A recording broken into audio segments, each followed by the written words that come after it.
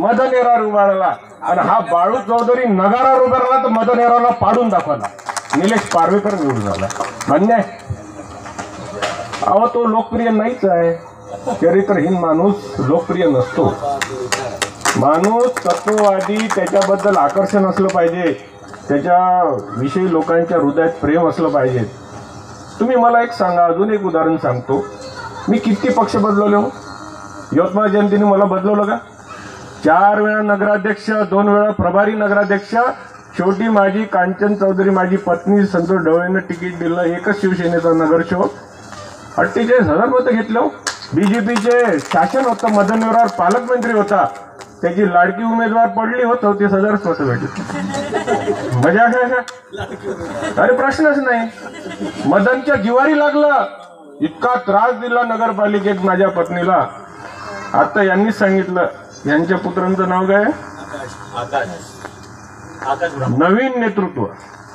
संजय देशमुखचं काम केलं, निवडून आणलं. आता ते बाळासाहेबाला निवडून आणते आणि मग आम्ही त्यांना नगरपालिकेत निवडून आणू. बस.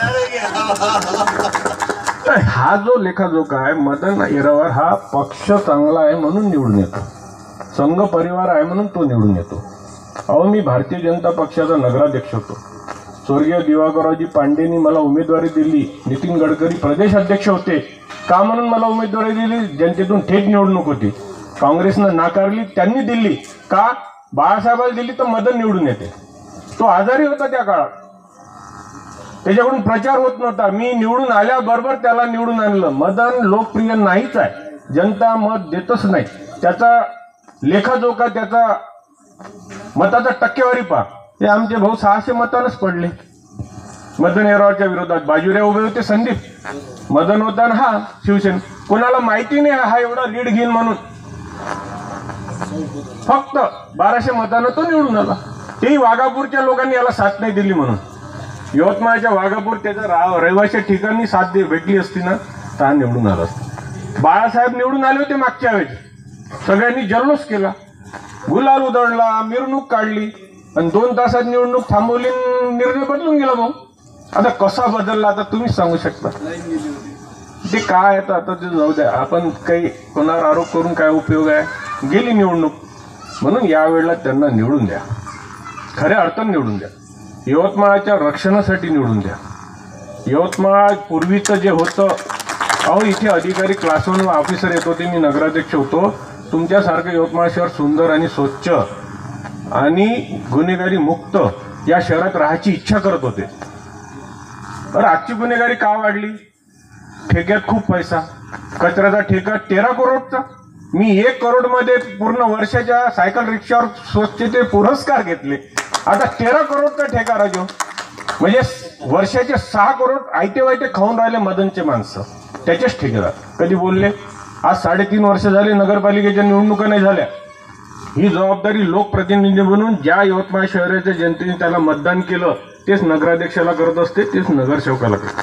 त्याचं कर्तव्य होतं की या नगरपालिकेची अमृत योजना कशा पद्धती. नगरपालिकेची योजना आहे ती, त्याची नाही आहे. अंडरग्राउंड ड्रेनेज ही नगरपालिकेची योजना आहे.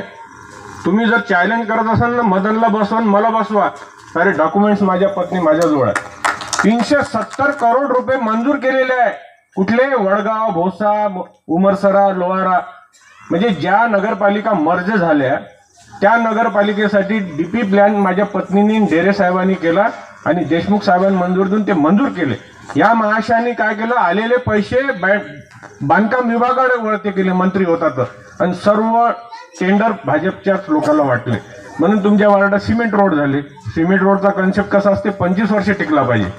तो तर लगेच 2 वर्षातच खराब झाले. त्याच्यावर डांबरीकरण. अहो किती लुटला आता जाऊ दे, तो आपला विषय नाही आहे. म्हणून माझं म्हणणं असं आहे की याच्या योजना फक्त आता बॅनर पोस्टरवरच लागलेल्या आहे.